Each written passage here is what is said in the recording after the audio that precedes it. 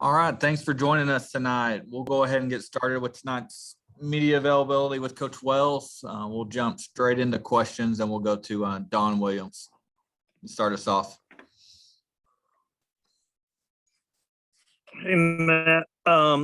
Yesterday in the first half, when it's 28-7, you have the 4th and 6 in your own end. I believe it was the first series that Henry was in. What was the thought process there in deciding to go for it at that point in the game, down 3 touchdowns? Yeah, I didn't think we had anything going, Don, at that time. We hadn't stopped them yet once on defense, and thought we needed a spark, thought we needed to get something going, and I didn't see it stopping anytime soon on defense, to be honest with you. Okay. Also, when Tyler got hurt yesterday, apparently, obviously on the touchdown, then he comes back in on the next series and plays those first 2 plays. What was kind of the explanation between when he first got hurt and the time lapse between when he first got hurt and then when he went into the locker room to get checked? You're right. What's the question? Came back out in the next series. He got hurt, then came back out and played, and then went back in and played 2 plays in the next series. What was the reason for why did he come back in on the next series if he was? Our doctors didn't take him. Yeah, they didn't determine him to be out at that point.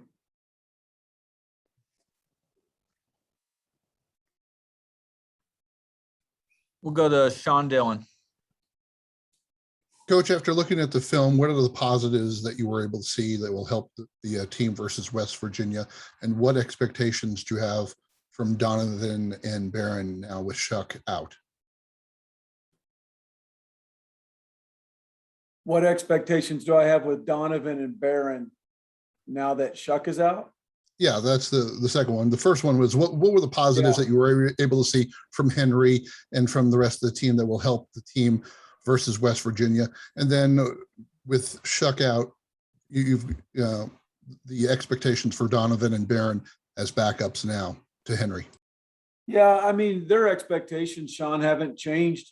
I mean, we expect them to come in and prepare just, like they're the starter. That's things that we talk about is for all the backup quarterbacks to prepare, excuse me, like you're the starter. Prepare that way with your video, prepare in meetings. All of those guys are very, very active participants in Coach Cumbie's quarterback meeting. That's the meeting I sit in mostly. And they are, very active, very ask questions, answer questions, take a ton of notes, watch a ton of video in preparation for if and when they do become the starter, they don't change their habits. And so the expectations for them haven't changed. There's no new ones in terms of that. They move up one step closer to playing. And then I think the positives that you take out, the first one is, I thought we played at times pretty well on offense. I thought we moved the ball. Make no mistake about it. My message to the offense and the offensive coaches were we didn't score enough points. And that's the way it'll always be around this place, is that when we win as a team, we'll win. We all win. We win as a team, we lose as a team. We lost. We should have scored 71. And what was your message for the defense? Get the call, get lined up, and play the way you're coached to play, and play with tremendous effort. And there's times I didn't think we did that. And that got addressed the way it needs to get addressed today, I think. And so hopefully we'll come back in, we'll have a good week of practice, and we'll play better on that side. And I fully expect that to happen. We'll go to Eric Kelly. Coach, obviously after the game, you talked about how you were going to kind of meet with the doctors for more of a diagnosis on Tyler's injury. Have you all done that yet? And is there an update, or if not, what's the timeline for that? Yeah, Tyler broke his collarbone. So he'll be out, 6 weeks, probably about to early November. 1st of November, somewhere in there. We'll get x-rays along the way and make sure it's healing completely.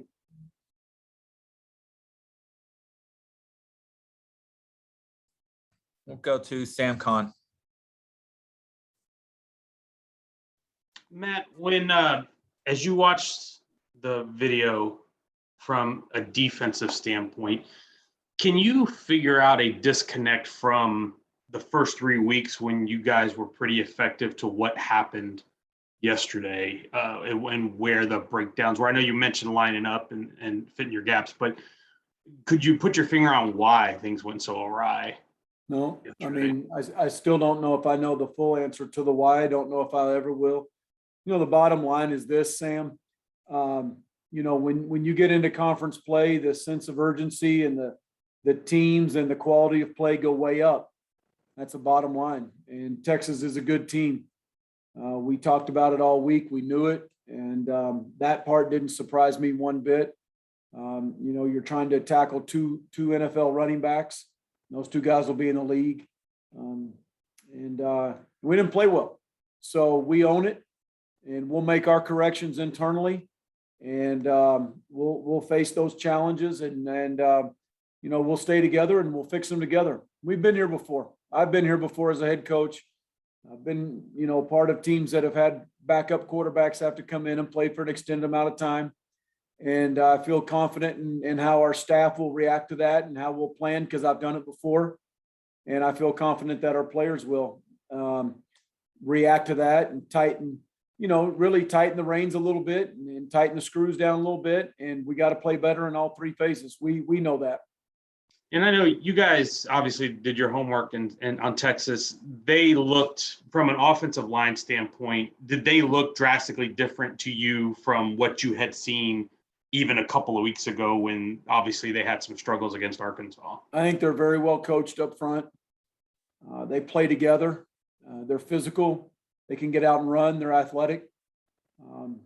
But you know, I don't think in any way, shape, or form we under evaluated them or anything like that. I can tell you that. I had a lot of respect for them going in the game, and we knew they were athletic out on the outside. They didn't play a ton of wideouts. We already knew that, and they got two really good running backs, and we struggled to bring those guys down. Go to Joe Yeager.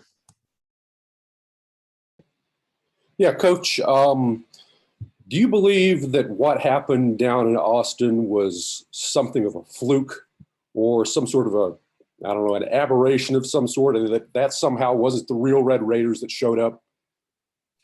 Joe, that's what I want to believe, but I don't, in fairness to your question, because I want to answer it directly, that's probably, you know, a ways away, right? I mean, in time will tell, right? Right. I don't think it does us any good to predict it right now, but I think we all hope so. Yes, sir. Okay. And then sort of related to that, you know, given the nature of the loss down in Austin, for the future of this team for the remainder of the season, how important is it that they give the right response up in Morgantown? I mean, I know every game is very, very important in college football. Yeah, the bottom line, yeah, you're right. In this week is all we're given, right? All we can worry about is this week, Joe. And I mean, you got a 9-round fight. We just got beaten in round 1. So the card is we lost round 1, and that's it. So the response this week is extremely critical. The response the month of October is extremely critical, and how we pull together around Henry, and how we play on defense and how we play around the quarterback is extremely important, and it's extremely critical right now. Yes, sir. Okay. And then my last question, do you have any update on Taj Brooks, and what is the nature of his injury? No, I don't. It's a lower leg injury, and it's day to day. Go back to Don.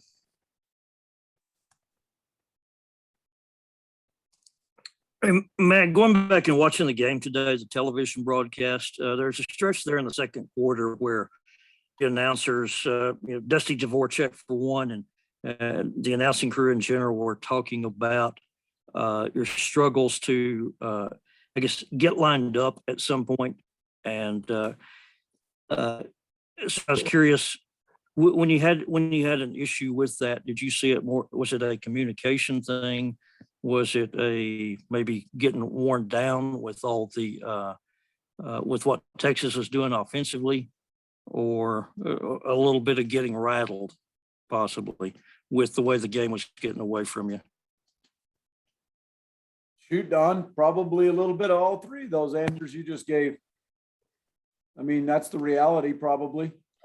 We did get a little rattled. If we hadn't have got rattled, we'd have got it stopped. We didn't get it stopped.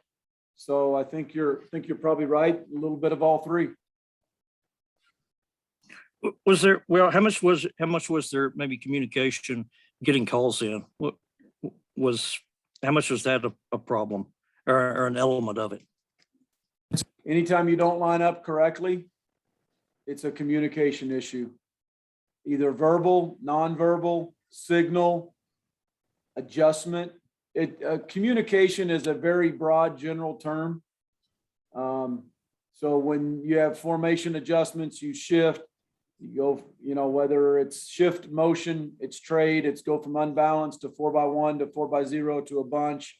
All of that, the adjustment to a verbal communication, to a sign or a signal, it all comes down to, I mean, that's a general term.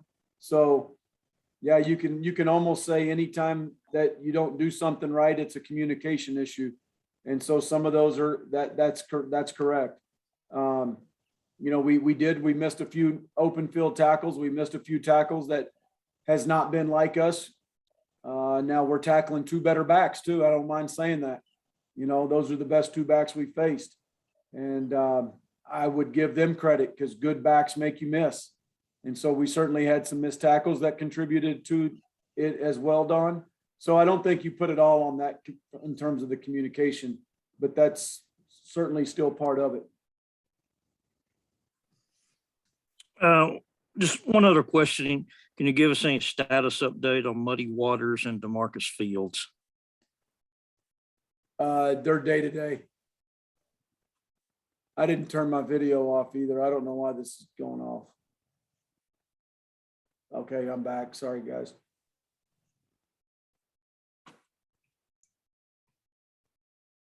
Do we have any other questions for Coach?